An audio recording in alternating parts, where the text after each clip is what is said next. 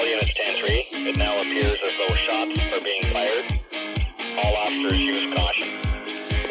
It has been confirmed. Suspects are armed and are firing at police. 6-0 on the air. North Mexico, Signal 10, building fire. Headquarters, North Mexico Fire Department, 1000 North Broadway, towards North Park Drive in North Albany. Multiple explosions coming from 661. Unable to get any ambulance, any rig down except for 667. Automatically go to a dirt alarm. Welcome to Scanner School. My name is Phil Lichtenberger, and today we are going to answer a couple of questions from you, the listener.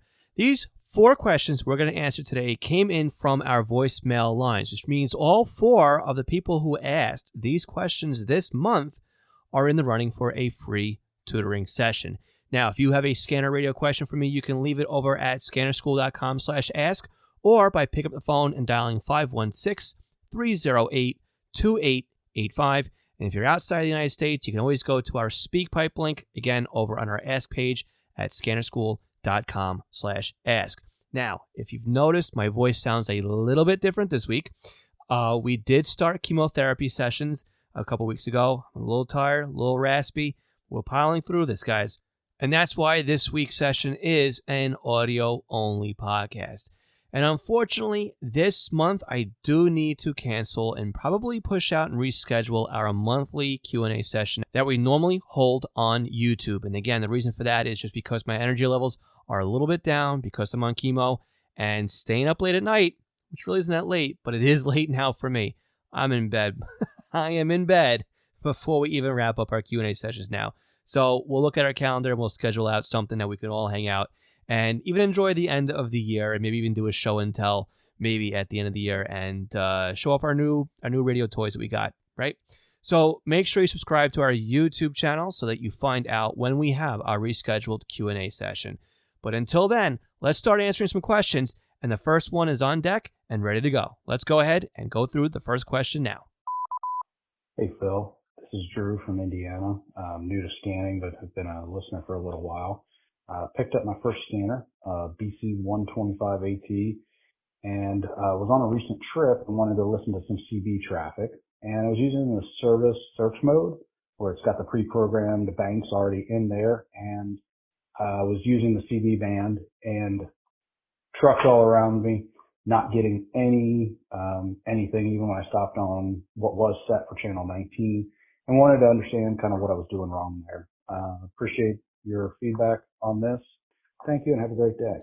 Hey, Drew, welcome to the hobby of scanning. So the BC-125AT, for anybody who's not familiar with it, is a Uniden handheld radio current to this year, 2022. It's a 500-channel radio, runs off 2 AA batteries, has a BNC connector on top of it. It does do conventional only. But what I like about this radio is the fact that it alpha tags and that it has PL and DPL codes. So if you have watched our buyer's guide, which we released on YouTube just a couple of weeks ago, we'll put a link to that in the description of this podcast. That's one of my buy radios. That's one of the radios that I strongly recommend that if somebody wants a handheld, conventional only radio, that should be a radio they consider. Mainly because of the size, because of the price point, and because of the value. And the value of it is basically at that price point, you're getting PL and DPL and alpha tags. Now, the radio itself is a great radio, but what you're listening to, Drew, is CB, okay? Now, I broke out my BC-125AT and I put into service search mode just to find out if it would automatically go into AM mode, and it does, which is great because that's where we want our radio in CB. Now, the thing we need to remember and realize with CB, or Citizens Band here in the United States, is the fact that we're operating on 27 megahertz. That is down in the 11-meter band. And if we take our theory when it comes to radio sciences here, the lower the frequency, the larger the wavelength. And when we have larger wavelengths, that means we need larger antennas in order to hear anything. Now, it's very possible that you just weren't in an area that there were truckers actually on CB, because Just because you see people with antennas on the outside of their vehicles doesn't mean they're actually using them. Okay. But that aside, it's possible that you don't hear anything for a very solid reason. And that comes down to your antenna. CB is simplex. It's point to point. There's no middleman. There's no repeater right here. So you're going from truck to truck. Now, legal watt on CB, I think is 4 watts, 7 watts. I forget where it is. It's low, right? But again, many CB users thumb their nose at the regulations and they pop amplifiers anyway, right? Besides the point, if you're going to hear anything on CB, you need to make sure that your equipment is optimized as efficiently as possible in order to hear anything. That being said, the only piece of gear that we can really optimize on our end is our antenna. Using the rubber duck or the included antenna that comes with the BC125AT for CB, I feel is useless when it comes to trying to monitor CB while you are driving, traveling, commuting, etc. The characteristics of that antenna are not made for 27 megahertz. It might be made for it, but in reality goes, it's not made to receive 27 megahertz or the CB band all that well for what it is we want to do with it. How do we solve this problem? The easiest way to do this is to get an external or a mag mount CB antenna for your vehicle. And if you've looked at any CB antennas out there, you'll notice that they are very, very long. 6 foot plus, right? Is a typical whip for a CB. Now, do you need one that long? No. You'll probably get a loading coil in the middle, but again, you're going to take some losses and whatever else there too. But the point here is for you to monitor CB on that scanner radio, you're going to want an external antenna. Mag mount is fine, which means that it's magnetically held to your vehicle. And you're going to want to place this antenna somewhere in your vehicle where you have good metallic contact, such as the center of your roof, if you don't have a convertible, or even the center of your tail, your trunk, if you have a sedan or something like that, right? That by far is going to improve anything else you can possibly do with that radio while commuting. Now, again, it's all going to matter as to whether or not there's actually activity in your area. But I do feel that investing in a magnetic whip antenna specifically made for CB will yield you the best results that you're looking for in that band. Now, if you do use that CB antenna for scanning in other bands, you may notice a degradation in reception on VHF, UHF, and even 800, because that 27 megahertz antenna is not made for 851 megahertz. It's completely different. Bigger antenna, lower the frequency. Lower the antenna, higher the frequency. If you're looking for something that's general coverage, again, I would recommend something that is a general receive antenna for scanning. And again, you're going to take a compromise somewhere, and you may take the compromise in the CB area. The amount of money you're going to spend for this is really, up to you as to what you feel is a good value antenna for your budget. But again, I think this is something that no matter what you spend the money on, as long as you get something outside the vehicle, it's made for CB. And of course, it has a BNC connector on it, so you can interface it with the top of your scanner. I think you'll see some very positive results here. Drew, welcome to the hobby of scanning. This, again, is a hobby. Finding things that work, finding things that didn't work well, tweaking, changing things, learning as you go along here. This is all what makes the hobby fun. This is another feather in your cap, so to speak, when you kind of pick at it, figure it out, and then find the results. So keep at it. Congratulations on joining this hobby. It's a great hobby to be in. Many people are here to help you out. And if you haven't done so already, make sure you go over and sign up for our Discord server over at scannerschool.com/Discord and let us know how you made out if you went ahead and purchased an external antenna. Thanks for asking your question, and let's move on to the next one for this week. Hey, Phil. Jeff Drabman here. I had a quick question I thought I'd run by you. It's not one of these things where I think I know the answer, but I'd be kind of curious to hear some other opinions. And that is, I have a computer running in the other room, in a different part of the basement. And it's got like 4 or 5 SDRs connected to it, and that is my P25 network, and that's the only thing it does. There's a computer sitting there running the P25, and then I don't really listen to it because it's in a different part of the basement. So I actually have the recording app running, and of course that allows me to monitor it from pretty much anywhere in the house with my phone or with another computer. So I have another computer, of course, sitting in my radio area, in my work area. That its only job is to listen to the SDR computer. And I'm thinking it's not that far from the back room to the radio room slash computer room slash office. And so I'm thinking, just got to, can I just run a piece of bell, or maybe not bell wire, but a piece of shielded audio cable from one space to another space? Hey, Jeff, you were a little long-winded for the speak pipe link there. So a little bit long, didn't get your full question there, but I see where you're going with this one. So you're looking to basically run an external speaker from one computer into another room and then basically just drive it there. Now, what we have to remember is a lot of the times, or most of the times, or I think all the times, right, our computer speakers are amplified speakers, which means basically it takes a low volume output from our sound card, and then it amplifies it internally in the speaker itself so that we can listen to it with enough volume so we can actually hear anything out of it. At least that's the way my speakers on my setup work on my computers in my house. Now, the longer the run that you have here on any type of line, the more noise you're going to introduce into there, right? Because you're going to have basically a loss of signal, and then you're going to amplify that to recover it. That might mean you get a little bit of a nasty hum.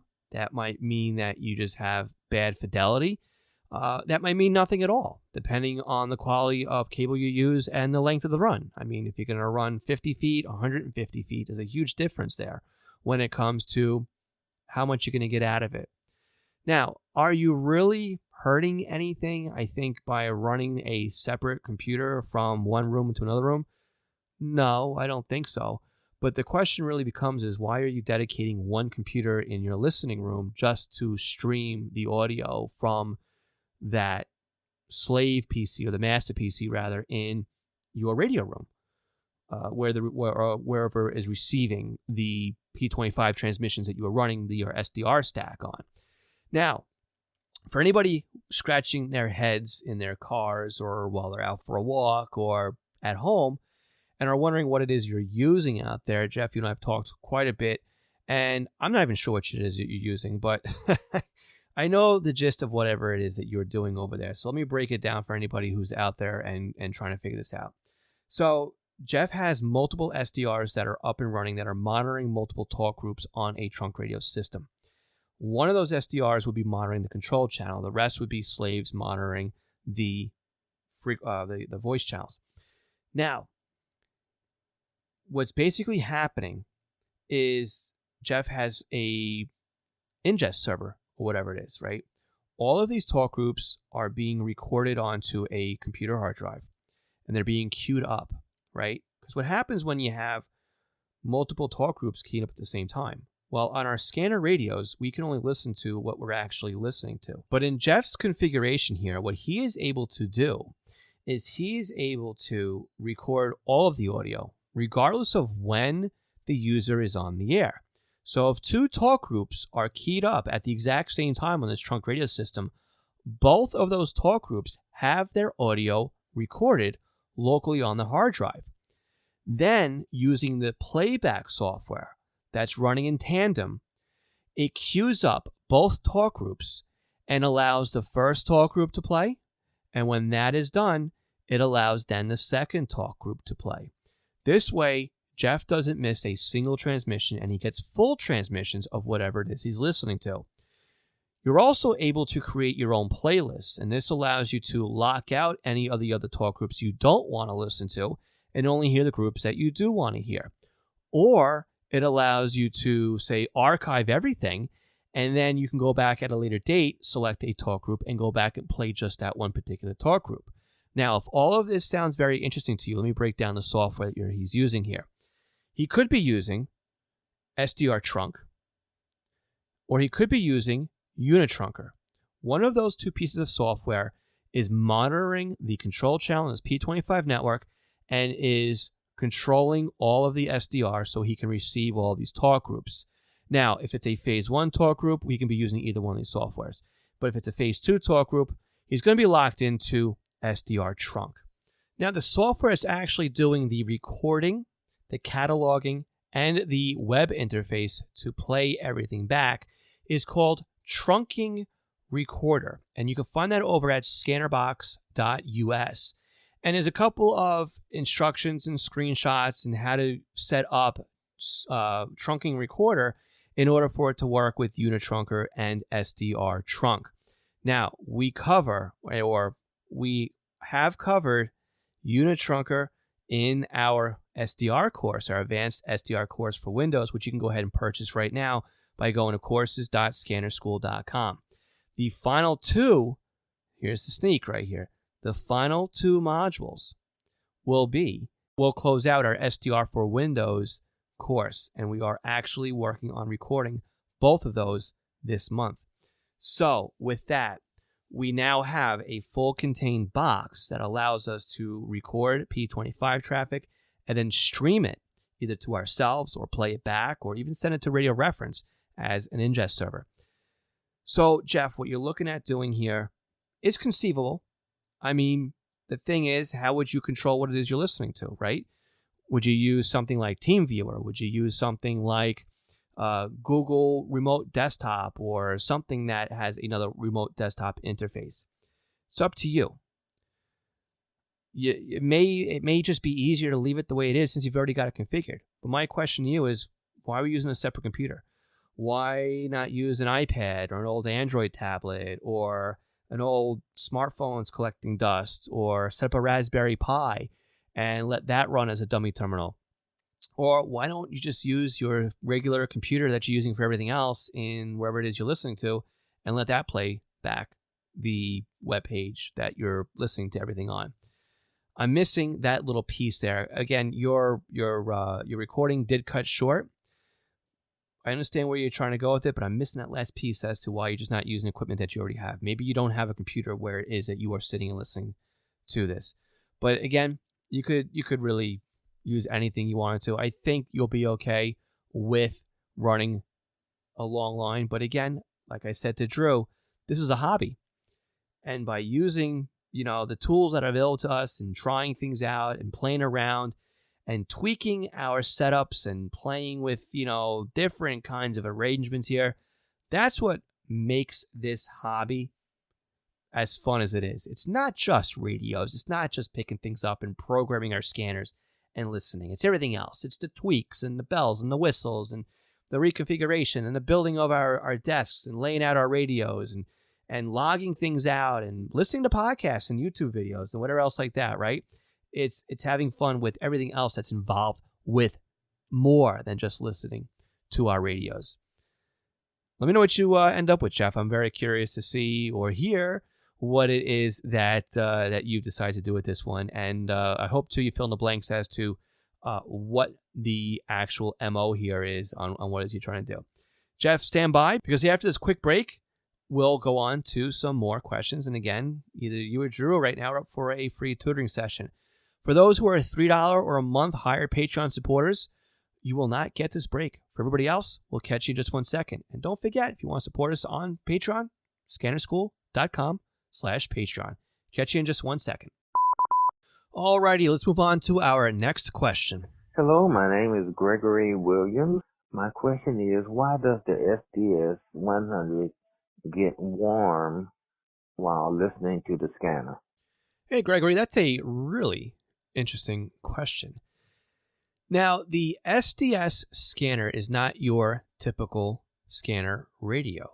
It was made a little bit differently because it was made to handle simulcast environments. Now, the SDS, what does it stand for? I don't know. I have never really seen any official documentation on it. But what I assume is what it stands for is a software-defined scanner. Software-defined, meaning it operates like a software-defined radio. Now, your typical scanner, it may get a little warm when you use it. I mean, we've heard of radios getting warm when they operate all the time. And again, if we actually have a radio that transmits, it's not uncommon for radios to get warm when they're used because the heat, the energy has to dissipate somewhere. Of course, it goes outward into the casing of the radio. But why, again, does our SDS 100 get warm to the touch when we use it? A couple of different things can come into play here. It could be that the screen is constantly turning on and turning off, how you have your screen set up. It's a pretty large screen on that unit, and it is colored screen, and it does have a nice bright light on it, but does that even add to the fact that there's heat generated on here? I don't think so. What I think is what's happening is just the fact of what's under the hood here on our SDS series radios. The software-defined scanner is a software-defined radio. And if anybody has ever owned software-defined radios, you'll know that when you touch one of those for the first time after they've been plugged in for a little bit of time and have been used, they are very warm. Very, very warm. And some may say actually slightly hot to the touch. Yes, these software-defined radios do heat up quite a bit. I'm not exactly sure why that happens, but energy is released as heat, and I guess that's part of the process. Now, I like my New Elect dongles, and I also like my RTL Blog V3 because they have aluminum casing, aluminum housing on the outside of the dongle. And of course, that helps to dissipate quite a bit of heat. Some of the older SDRs were plastic cases, and of course, they drifted quite a bit. And of course, we also learned too that we want radios now with TCXOs, right, or temperature something crystal oscillators, temperature compensating crystal oscillators, I believe is what it is. Yes, they heat up. That's really what happens here, and it's based off of what is under the hood. Now, do we have a New Elect dongle or a RTL Blog dongle under the hood of our SDS 100? I don't think so. I think we have a UDID version of a software-defined radio, which is not too far off from a standard SDR design. And again, we have SDRs made by, again, New Elect and RTL Blog and AirSpy and SDR Play. And there's a couple other ones that are out there as well, to name just a couple here. And we, of course, we have knockoffs and counterfeits and everything else. But long story short here is, yes, a lot of those dongles do heat up when used. And it's my theory and my assumption here that the SDS 100 does get warm to the touch because there is a new piece of gear under the hood and a new way of receiving signals that do not use the old conventional styles of taking a signal over the air and mixing it and coming out the other end, right, the radio circuitry, as something that we can listen to. The software-defined radio portion of the SDS 100 is what I assume is what is generating the heat that we feel after having our SDS 100 in use for quite some time. Greg, really good question. Something different and out of the box, and I want to thank you very much for asking that one. And again, please stand by, because after this final question here, we will give away a free tutoring session. All right, let's get to our final question of this podcast. Good morning. It's Lenny Bauer calling from California. Do you know if Uniden is coming out with a Home Patrol 3 anytime soon? And also, do you know the frequency for the Beverly Hills Police Department? I'd appreciate it. Hey, Lenny, great question. And yeah, it's I don't have any inside I wish I did. I don't have any inside knowledge about what's happening over at Uniden. I hope they're doing something. I hope they got something in the works somewhere. I heard rumors that they are working on another scanner, but I'm also hearing rumors that it is a entry-level scanner, and I don't know why they would be putting some resources into an entry-level scanner when they have 2 handhelds that are sitting there now, unless they're working on some new desktop thing. But would they be coming out with a Home Patrol 3? I don't think that may be on the table at this time. Mainly because the Home Patrol 2 is still a current design, I guess you could say. It's dated. We're going to go there, right? I mean, it's an upgrade to the Home Patrol 1. I believe that we only have a Home Patrol 2 because they discovered that the Home Patrol 1 didn't have enough horsepower to do Phase 2 talk groups. I think that's why we have a Home Patrol 1. In fact, I'm very certain of the fact that the Home Patrol 2 is only out there and part of the lineup because they needed more horsepower in the Home Patrol 1 to do P25 Phase 2 talk groups. Now, is the Home Patrol 2 a great radio? Yeah, I mean, it definitely suits the need of that kind of market. If we were to see a Home Patrol 3, I would love it to be a hybrid between the SDS 200 and the existing Home Patrol 2. And I say that because I think that having a Home Patrol piece of gear, that is now made to work in a simulcast environment, I think is a natural progression of that Home Patrol platform. Again, we had a Home Patrol which was made for zip code-based scanning so that mom and dad or grandma and grandpa can take their radio out of the box, put the zip code in, and leave it on the countertop and never have to touch it again because it would receive the local PD out of the box from Uniden. Now, we all know that doesn't really work that well, but that was basically the mindset there. It was supposed to be an entry point scanner or a break down the barrier scanner of I have all these buttons and knobs and switches and dials and ports and accessories, and I don't know what I'm doing with this scanner. It came to me, it's basically it's a doorknob, right? I don't know what to do with it. It needs to be programmed. How do I program it? The Home Patrol 1 was basically made so that you can unbox it, put your zip code in, tell it what you want to listen to, and it would just work. Now, of course, we know that that's not how most of us operate, right? We want a scanner that we can tweak and create favorites list and do all these things to it. And that's where we started getting the extreme upgrade on the Home Patrol because we were asking you to, hey, we need more out of this, more functionality, right? We need the ability to make it our scanners, not just a scanner that just sits on the countertop. You didn't listen. It was great. And then we needed more horsepower. And Uniden, again, listened, and it was great, right? We got the Home Patrol 2 out of the deal. But I think the Home Patrol 2 sits very nicely where it is now. It's a fully functional scanner that is in line with the 436, the 536, again, which is an upgrade of the Home Patrol. And it sits with the 996P2 and the 325P2. And how is that? Well, all of those scanners are P25 Phase 2 capable scanners that don't really perform superior in simulcast environments.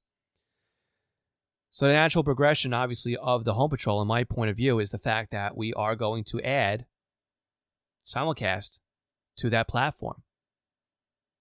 That makes sense to me, right? It makes sense to you? That would be a great upgrade. And then, again, the ability to do everything it does now with, and again, DMR and XDN and have the analysis on it, or the analyze feature, discovery. An advanced desktop scanner that's touchscreen, that does all the bells and whistles, and is now the high-end scanner. Yeah, we're going to pay an arm and a leg if that idea ever comes to fruition, because, again, we know what the SDS 100 costs. We know what the SDS 200 costs. Now you want to add touchscreen to it. Well, maybe they do it so that it's not as much as the STS-100 and the STS-200, but you don't get all the bells and whistles on it until you pay for them.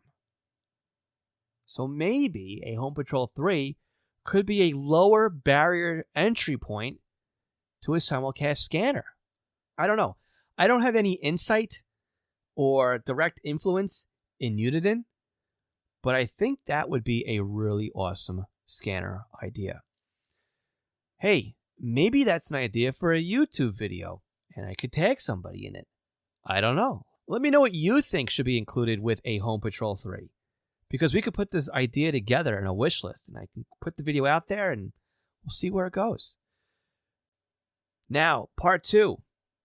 Your question about the Beverly Hills Police Department, and I am sorry to be the bearer of bad news, but yes, I do have a frequency for Beverly Hills. I went onto Radio Reference, did a quick search there under LA, and I found that Beverly Hills does have a UHF frequency of 453.650, but it's a P25 encrypted frequency, and that's the problem here. It is conventional, but it is encrypted. So their police primary dispatch of 453.650, P25 encrypted. Their detectives, 485.350, P25 encrypted. You do happen, though, to have 453.225, which is Beverly Hills Police Department Tactical. It's shown up as analog, non-encrypted in Radio Reference. And you also have 453.525, which is Police Tactical analog, non-encrypted in Radio Reference. Now, if you look over at the Interagency Communications Interoperability System, the ICI system, and I look for Beverly Hills, all of the police talk groups on this P25 system are encrypted. Again, that includes detectives, SWATs, admin, dispatch. Okay? Now, let's think about this one here. I'm not surprised at all that Beverly Hills police are encrypted. If you think about the types of people that live in Beverly Hills, and do you think that they want those, do you think those people want, anybody with a scanner to know what happens in their homes or their emergencies or anything like that? Yeah, this is a sensitive area, I would think. Not surprised that Beverly Hills PD is encrypted, and I think that we would probably be hard-pressed to ever get them to unencrypt, though California is paving the way right now. I think it's statewide, if I'm not mistaken, about a non-encryption of police transmissions, or maybe it's just down in certain counties of California. But I know there was a push out in California for that, and a lot of what happens in California, the old saying is, what's good for California is good for the rest of America. Not to get political on the podcast here, but while I disagree with that statement wholeheartedly, this is the one time that I think that maybe California might be on the right path here, that, it'd be nice to have unencrypted police transmissions. That said, again, not to go off on a tangent here or anything else, I do understand the reasoning behind encryption. I understand the reason for encryption. I understand the reason why we have to deal with encryption. On the flip side, I understand why we don't want encryption. I understand why we wish it would go away. And I understand why many people think that it is killing the hobby when it is not killing the hobby. My point of view. But unfortunately, Lenny, you're just not going to be able to listen to Beverly Hills PD. However, if it helps you out at all, the fire is not encrypted, and rescue, I don't believe, is encrypted either. So it may be that you might still find out what might be happening within Beverly Hills and on certain, high-end homes without actually being able to listen to police. And that is definitely something to look forward to listening to. Great questions by everybody this week. Lenny and Greg, Jeff, and Drew. You guys are all awesome for picking up the phone or picking up your device and dialing 516-308-2885 or by using our SpeakPipe link and leaving a question. Now, before we go to the winner of this month's Q&A session, I want to say I am out of questions. I am out of questions that came in from our voicemail lines. which means that if somebody wants to win a free tutoring session, the chances are pretty good right now that if you pick up the phone and dial 516-308-2885, you're the only question for next month, you're automatically going to win. So, I invite everybody to pick up the phone right now, 516-308-2885, and leave me a voicemail. I need your voicemails because I need to make content right now, very fast, before I'm wiped out. That's really what it comes down to. I mean, you can hear it in my voice right now, right? I don't sound the same. I don't have the energy levels I once had. And in fact, to be completely honest with you, this podcast is being recorded on December 3rd, 2022, and will be published on December 6th. This is the closest that I have recorded and published a podcast in a very, very long time. My buffer has been exhausted. I no longer have stuff in queue, which means I need to now hustle to create content so that I could put my feet up and relax and suffer through the rest of my treatments as best as I can. All right, let's go and find the winner for this month's free tutoring session. I've got 4 people in front of me: Drew, Jeff, Greg, and Lenny. 1, 2, 3, 4 in that order will be the numbers that are assigned to each person. And let's go to Google's search menu here, and we're going to type in a random number generator. And we're going to refresh this random number generator 5 times. And we're refreshing it 5 times so that we know that the first time I bring it up and put the parameters in, it's not just going to spit me out an answer because it's going to default into something. Let's make it work for us, guys. Alrighty. 1, 2, 3, 4, and 5. Lenny Bauer, congratulations on winning this month's free tutoring session, the last one for the year of 2022. Please email me, and I will send you the code to use. So when you go online over at scannerschool.com/tutoring, you can use that code to knock off 100% of the cost so that you can book your free tutoring session. For everybody else, I want to say thank you so much for listening. Thank you for your support. And we will catch you all again next month for our next Ask session. We will, again, leave updates over on YouTube, so maybe we can do a monthly thing, even though it's not going to be the first Tuesday of the month. I just can't do it, guys. I feel bad leaving you guys hanging this one. I enjoy spending time with you, but it just can't be Tuesday night this month because I'm just wiped out. But like I said, we'll do something. All right, guys. I'm going to say thank you again so much for asking your questions, and have a good one. Have a very Merry Christmas, a good Hanukkah, and anything else that you guys celebrate. We'll catch you all on another podcast episode next week. And for everybody else who just listens to the Q&A sessions, we'll catch you next month. Before we wrap up this week's podcast, I want to take a minute here to thank all of our Patreon supporters. Alan Gonzalez, Arthur Altrek, Arthur Heron, Bill Kay, Bob Ross, Bob Middleton, Brandon Sammons, Brian King, Chris Paris, Craig Harper, Dan, Dave Dombrowski, David Pasco, David C., David Kuzneski, Danny Crotty, Dylan Hyder, Ed Walsh, Edward Bramlett, Glenn Wright, Greg Johnson, Guy Lee, I Hate Junk Mail, Jack Haycock, Jacques Berry, Jake Jacobson, James Broxson, James Felling, Jay Reed, Jeff Block, Jeff Chapman, Jeff McLeod, Jeff Waldrop, Jenny Taylor, Jim B., Jim Heinrich, Joe Curtis, Joe P., John Kordoff, John Keel, John Sheldon, John Sweeney, John Derby, John Goldenberg, Joshua Robb, Ken Newberry, Kenneth Fowler, Kevin Zwicky, Lenny Bauer, Les Stevenson, Lloyd R., Mark Beebe, Michael Gorman, Michael Kroger, Michael Meadows, Mike Lopez, Mike Piltz, Nicholas Stenger, Paul Teal, Raymond Hill, Rich Palmieri, Ronnie Bach, Sal Marandola, Scott Lefgren, Terry Wright, Tim Mazza, TJ, Ty Glendy, and William Arcand. Find out more about Patreon and our support tiers by visiting scannerschool.com/Patreon. Thanks again for listening. We'll catch you again next week. 73.